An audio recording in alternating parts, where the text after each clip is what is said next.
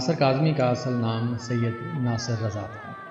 ادب کی دنیا میں ناصر کاظمی کے نام سے شہرت پانے والے یہ منفرد شاعر ہندوستان کے شہر امبالہ کے محلہ قاضی واڑہ میں اپنے نانا کے گھر پیدا ہوئے۔ ناصر کاظمی کی میٹرک کی سند پر تاریخ پیدائش 1 دسمبر 1923 درج ہے، جبکہ ناصر کاظمی کی وفات کے بعد شائع ہونے والی ان کی ڈائری پر ان کی تاریخ پیدائش 8 دسمبر 1925 اور دن کہیں جمعہ اور کہیں ہفتہ درج ہے۔ تحقیق کے مطابق اگر تاریخ 8 دسمبر 1925 تصور کی جائے تو اس تاریخ پر دن منگل کا آتا ہے، اور اگر ہم درست تاریخ 1 دسمبر 1923 تصور کریں تو دن ہفتہ کا آتا ہے۔ پچھلے وقتوں میں تواریخ کی نسبت دن بہتر یاد رکھے جاتے تھے، اس پس منظر میں ان کی تاریخ پیدائش 1 دسمبر 1923 ہی درست معلوم ہوتی ہے۔ ناصر کاظمی کے والد کا نام سید محمد سلطان کاظمی تھا۔ وہ رائل انڈین فورس میں صوبے دار میجر تھے۔ آپ کی والدہ کا نام کنیزہ محمدی تھا۔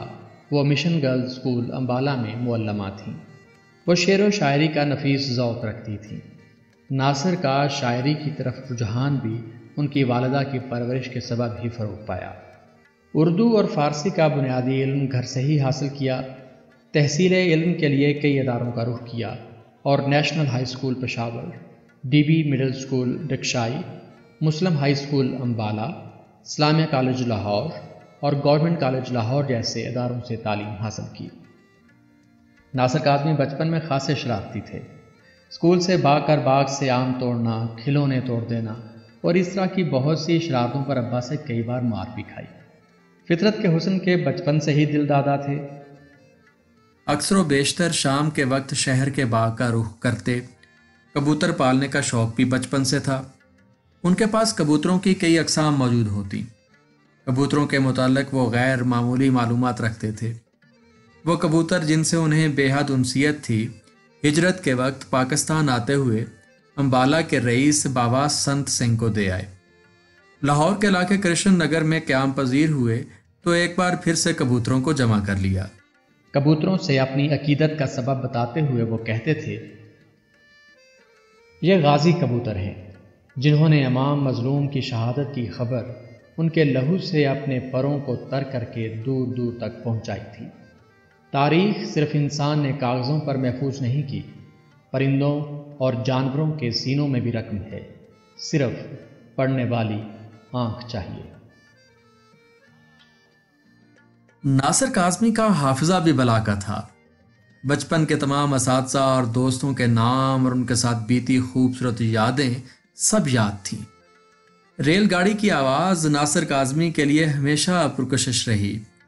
نوشہرہ میں قیام کے دوران اکثر نانا کے ساتھ ریل گاڑی کے آنے کا انتظار کرتے اور جب تک ریل گاڑی گزر نہ جاتی اس کی آواز سے لطف اندوز ہوتے رہتے۔ ریل گاڑی کا ذکر ان کی شاعری میں بھی کئی جگہ ملتا ہے۔ رات دیر تک جاگتے رہنے کی عادت اوائل عمری میں ہی پختہ ہو چکی تھی۔ شروع میں رات گئے تک نصابی کتابیں پڑھتے رہتے، مگر بعد میں یہ رت جگے عشق کے نام پر ہونے لگے۔ رات ناصر کاظمی کی زندگی میں بے حد اہمیت رکھتی تھی، جس کا عکس ہمیں ان کی شاعری میں بھی جا بجا دکھائی دیتا ہے۔ انہی رت جگہوں کے بارے میں انتظار حسین سے مکالمہ کے دوران ناصر کاظمی نے کہا، اصل میں رات میری شاعری میں بہت اہمیت رکھتی ہے۔ اس کی وجہ رات اندھیری رات نہیں، یا وہ جسے ہمارے جدید شاعر ایک تاریکی کا استعارہ کہتے ہیں۔ رات تخلیق کی علامت ہے۔ دنیا کی ہر چیز رات میں تخلیق ہوتی ہے۔ پھولوں میں رس پڑتا ہے، سمندروں میں تموج ہوتا ہے رات کو۔ رات کو خوشبوئیں جنم لیتی ہیں، حتیٰ کہ فجر تک فرشتے رات کو اترتے ہیں۔ سب سے بڑی وحی بھی رات کو نازل ہوئی۔ ہمیشہ کچھ منفرد کرنے کی جستجو انہیں بے چین کیے رکھتی۔ بچپن میں سائنسی تجربے کرتے، انہوں نے بم بھی بنائے اور تہواروں کے لیے آتش بازی کا سامان بھی۔ فنون لطیفہ سے انہیں ہمیشہ سے بے حد دلچسپی رہی۔ امبالہ میں کرمو پہلوان کی بیٹھک میں شطرنج کھیلنے کے بعد ستار بجانا سیکھتے۔ امبالہ کے معروف موسیقار استاد عبدالعزیز سے بھی ستار اور سارنگی سیکھنے کی کوشش کی۔ تعلیمی سرگرمیوں کے سبب فن موسیقی میں مہارت تو حاصل نہ کر سکے، مگر موسیقی سے رغبت ہمیشہ رہی۔ ناصر کی طبیعت ابتدا سے ہی رومان پرور تھی۔ اپنے مشاغل اور طبیعت کے حوالے سے ناصر کاظمی کہتے ہیں، میرے سارے ہی شغل ایسے تھے جن کا تعلق تخلیق سے اور فنون لطیفہ سے ہے، موسیقی، شاعری، شکار، شطرنج، پرندوں سے محبت، درختوں سے محبت، یہ سب جو ہے معلوم ہوتا ہے کہ میرا مزاج لڑکپن سے عاشقانہ تھا۔ ان کی ڈائری میں موجود تحریریں ان کی رومانوی زندگی کے کئی پردے ہٹاتی ہیں۔ 10-11 برس کی عمر تھی جب پہلی بار کسی نسوانی پیکر نے ان کا دھیان اپنی طرف کھینچا، جب نوشہرہ میں ان کی والدہ سے قرآن پڑھنے والی ایک لڑکی نے ان کے دل کے تار ہلائے۔ اس کے بعد 13 برس کی عمر میں انہیں عشق کا مرض لاحق ہوا اور حمیرہ نامی لڑکی نے ان کے دل میں جگہ بنا لی۔ ناصر نے اپنی ڈائری میں حمیرہ کو پھول سی لڑکی کے نام سے بھی یاد کیا ہے۔ ناصر اور حمیرہ کھلے عام ملتے اور محبت کا اظہار کرتے، خوشبو میں بسے خط ایک دوسرے کو لکھتے۔ ان کا یہ عشق اس دور میں زبان زد عام رہا۔ ناصر کاظمی اس عشق میں داڑھیں مار مار کر روتے ہوئے بھی ملے۔ اسلامیہ کالج لاہور سے FA پاس کرنے کے بعد جب وہ واپس امبالہ پہنچے تو اس وقت تک حمیرہ کی شادی ہو چکی تھی۔ اس عشق میں ناکامی نے ناصر کی شاعری کو وہ کرب عطا کیا جس نے ان کی غزل کو 4 چاند لگا دیے۔ ناصر کاظمی نے شعر گوئی اس زمانے میں شروع کر دی تھی جب وہ ڈکشائی کے ایک اسکول میں 8ویں جماعت میں پڑھتے تھے۔ گھر کا ماحول بھی ادب پرور تھا۔ ناصر کاظمی اس حوالے سے کہتے ہیں، شاعری اصل میں شروع میں نے دراصل اس لیے کی کہ یوں لگتا تھا مجھے کہ جو خوبصورت چیزیں باہر میں فطرت میں دیکھتا ہوں وہ میرے بس میں نہیں آتی، میری گرفت میں نہیں آتی اور نکل جاتی ہیں اور چلی جاتی ہیں۔ کچھ لمحے، کچھ وقت جو مر جاتا ہے وہ زندہ دوبارہ نہیں ہو سکتا۔ میں سمجھتا ہوں کہ وہ شاعری میں زندہ ہو سکتا، اس لیے شاعری شروع کی۔ طبیعت موضوع تھی، گھر کا ماحول بھی شعر و شاعری کا تھا۔ گھر میں ہمارے میر انیس پڑھا جاتا تھا، نانا میرے موسیقی کا شوق رکھتے تھے اور میر نذیر حسین ناشاد، میر نرنگ، یہ ہمارے شہر میں بھی اچھی فضا تھی۔ کتابیں گھر میں بچپن میں ہم نے شیخ سعدی پڑھا، فردوسی پڑھا، یہ سب چیزیں پڑھائی جاتی تھیں ہمیں بچپن میں۔ قرآن حکیم، پورا آہنگ، پورا لہن جو تھا وہ ایک شعر کی طرف تھا۔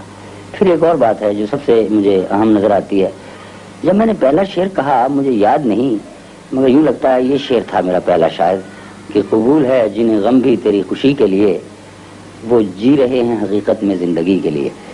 تو مجھے یوں لگا، اتنی خوشی ہوئی کہ شاید اس سے پہلے مجھے کبھی کسی چیز کی خوشی نہیں ہوئی۔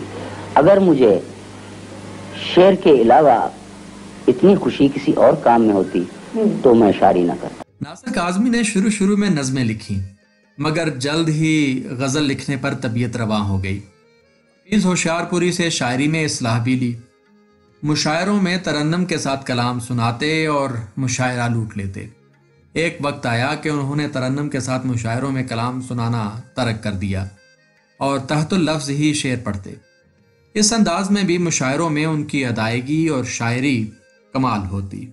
وہ ساحلوں پہ گانے والے کیا ہوئے، وہ ساحلوں پہ گانے والے کیا ہوئے، وہ کشتیاں چلانے والے کیا ہوئے۔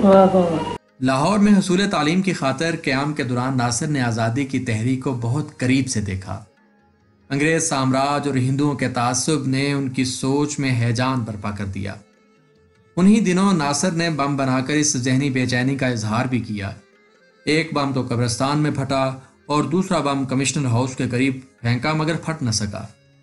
ناصر کاظمی لاہور سے FA کرنے کے بعد جب امبالہ گئے تو انہوں نے اپنے والد سے لاہور ہجرت کر جانے کا کہا اور یہ بھی کہا کہ حالات اس قدر خراب ہو رہے ہیں کہ یہاں سے نکلنا پڑے گا، اور ایسے حالات میں نکلنا پڑے گا کہ آپ اپنا حقہ تک اٹھانا بھول جائیں گے۔ مگر ناصر کاظمی کے والد نے ان کی اس بات پر یقین نہیں کیا۔ بالآخر تقسیم کے اعلان کے بعد 13 اگست 1947 کو جب یہ خاندان امبالہ سے لاہور کی طرف روانہ ہوا تو اپنا گھر بار، ساز و سامان اور بہت سی یادیں وہیں چھوڑ کر ہجرت پر مجبور ہوا۔ ہجرت کے سفر میں جہاں ظلم و جبر کی بہت سی داستانیں ناصر نے اپنے ہم عصروں سے سنی، وہیں ان گنت واقعات کے وہ چشمدید گواہ بھی بنے۔ اس ہجرت نے ناصر کی شاعری پر گہرا اثر ڈالا۔ ناصر تا دم مرگ اپنے آبائی وطن کو یاد کرتے رہے۔ ہجرت اپنی جگہ ایک المناک امر تھا، مگر جن خوابوں کو سجا کر ہجرت کا کرب برداشت کیا تھا وہی جب ٹوٹے ہوئے ملے تو درد ناصر کی ذات میں انتہاؤں کو چھونے لگے۔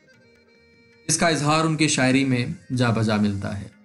لاہور پہنچنے کے بعد کچھ دن تو مہاجر کیمپ میں گزرے، وہاں سے اٹھے تو کچھ دن فین روڈ پر قیام کیا، پھر انارکلی کے ایک تنگ و تاریک مکان میں جا ٹھہرے۔ 30 مئی 1949 کو والد داغ مفارقت دے گئے اور 4 ماہ بعد 26 ستمبر 1949 کو والدہ کا سایہ بھی سر سے اٹھ گیا۔ چھوٹے بھائی انصر کی پرورش کی ذمہ داری بھی آن پڑی۔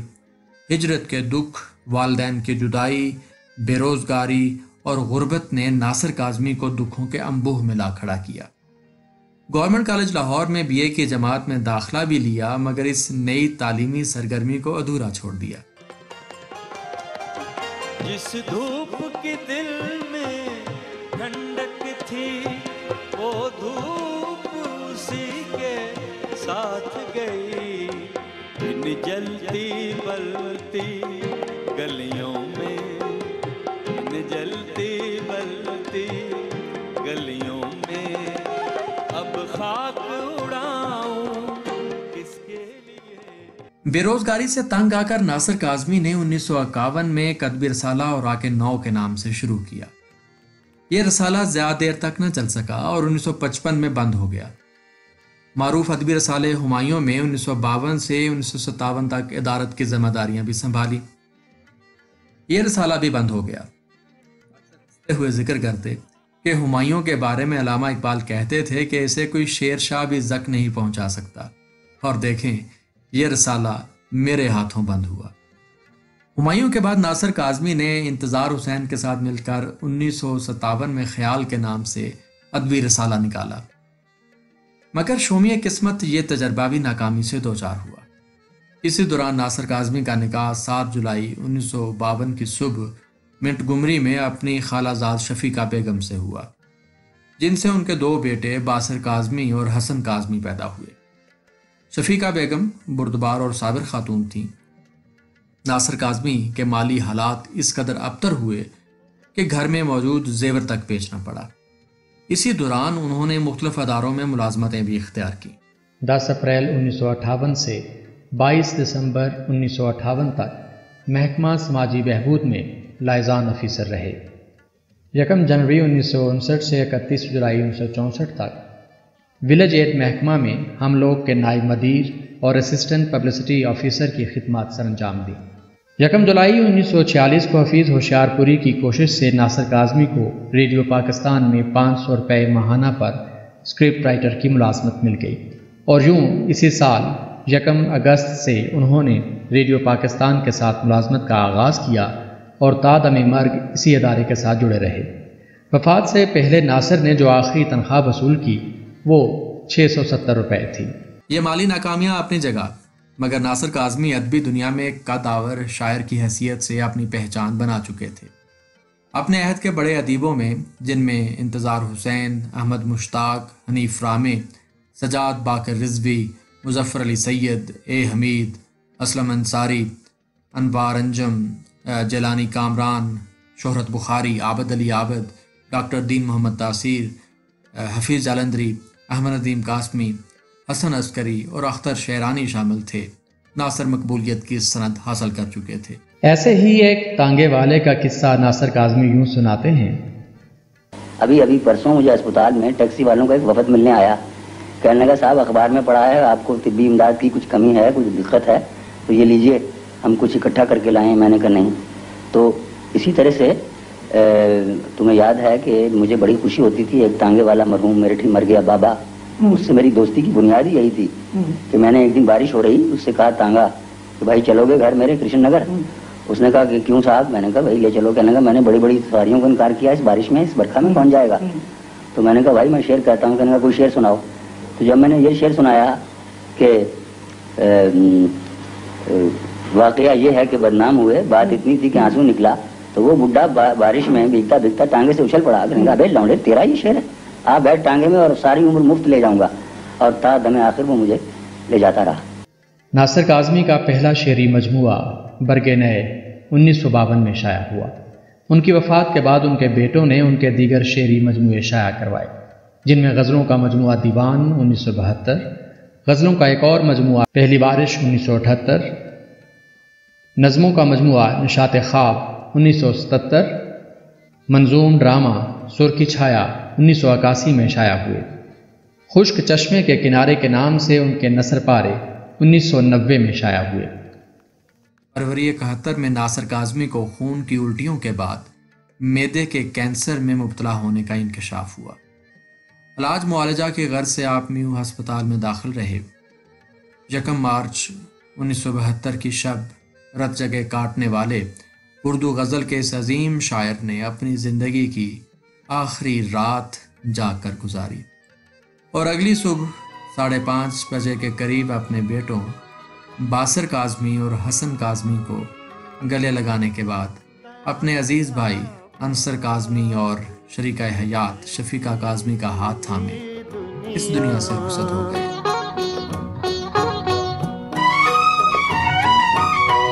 دائم آباد رہے گی دنیا، ہم نہ ہوں گے کوئی ہمسا ہو